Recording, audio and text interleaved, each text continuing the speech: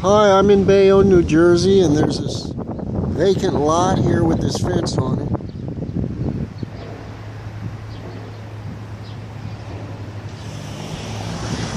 And that grass is real tall, but I'm just going to make a video. We're just going to walk along the fence and peek through the fence, see what that looks like on the video.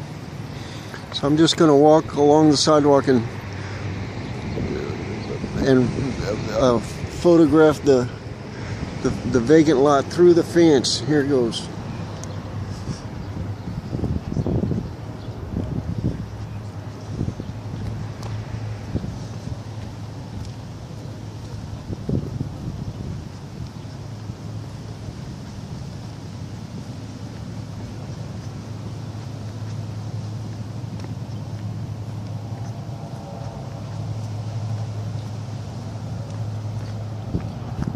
That was a vacant lot as seen through a fence in Bayonne, New Jersey.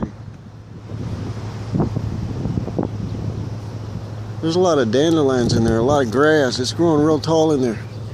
Anyway, thanks for watching. Bye. Bayonne, New Jersey.